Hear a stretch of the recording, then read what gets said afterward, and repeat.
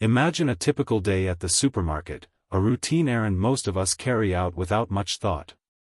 Now, picture that peaceful scene being interrupted by words so filled with prejudice that everyone around stops in stunned silence. What would you do? Today, you'll hear the story of Daniel, a man who turned an act of hate into a powerful lesson on courage and humanity. Before we dive into this story, I have a small request. If you believe stories like this need to be told and shared, take a moment to subscribe to our channel. Your support helps us bring you more content like this and ensures you won't miss our next inspiring videos. Don't forget to hit the notification bell. Now, let's get into what happened.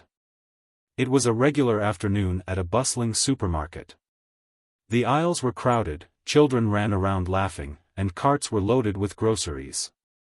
Daniel, a 32-year-old teacher, was there.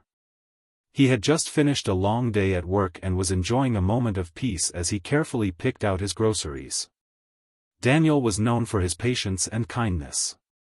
He believed in treating everyone with respect and that small acts of decency, like a smile or a helping hand, could brighten someone's day. As he stood in the cereal aisle, comparing brands, he noticed an elderly woman struggling to reach a box on a high shelf. Without hesitation, he stepped forward. "Ma'am, do you need help with that?" he asked with a polite smile. But instead of thanking him or accepting his help, the woman looked him up and down with disdain and said coldly, "You should go back to where you came from." For a moment, Daniel was stunned. He couldn't believe what he had just heard. Trying to process, he asked, "Excuse me, what did you say?" The woman, showing no hesitation, repeated her words, louder this time, "Why don't you go back to Africa?" The air in the aisle grew heavy. Nearby shoppers froze in place. A mother pushing a cart stopped mid-step, her child staring curiously. A store employee stacking shelves stood motionless, his hands clutching a box. All eyes turned to Daniel and the elderly woman, the tension in the air palpable. Daniel felt a knot form in his stomach. This wasn't the first time he'd encountered prejudice, but hearing such direct, hateful words cut deeper than he expected. He knew he had two choices: walk away and let the moment pass, or stand his ground and respond. And as he looked around at the silent crowd, he realized this moment wasn't just about him. It was about everyone watching, about showing that hate could be confronted with dignity.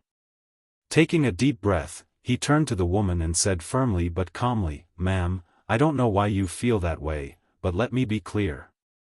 This is my home. My family, my work, my life, it's all here. I belong here just as much as you do." The woman's expression hardened. She crossed her arms and replied with venom, "You people come here and think you can take over.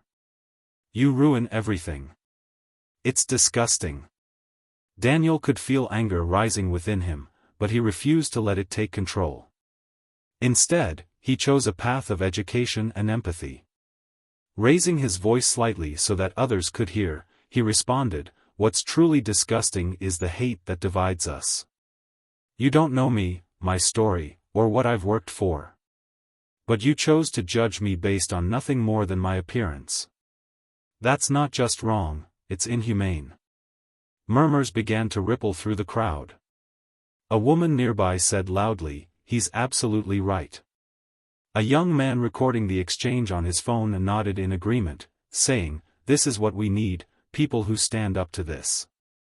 The elderly woman, sensing that the tide was turning against her, tried to defend herself.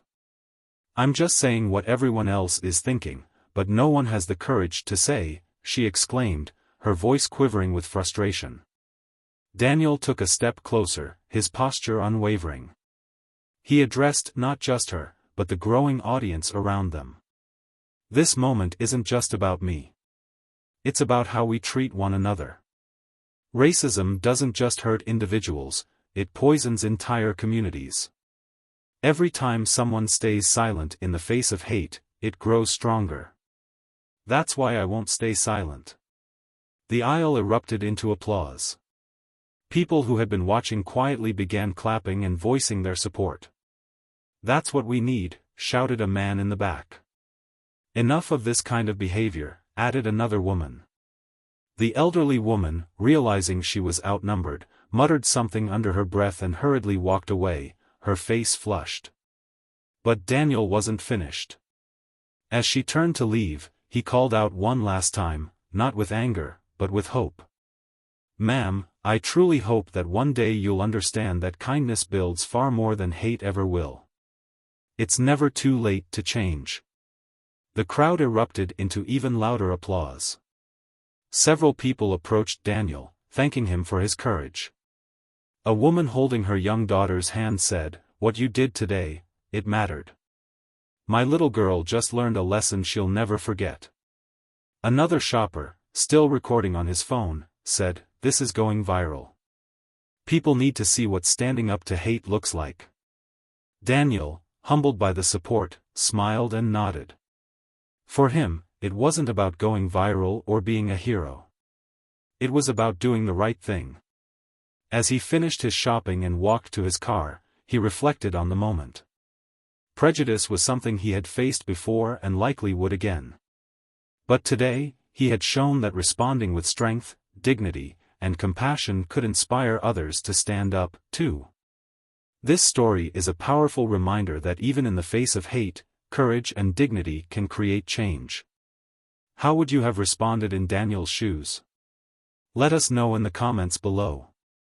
And if you believe stories like this should be shared, don't forget to like this video, subscribe to the channel, and hit the notification bell for more inspiring content.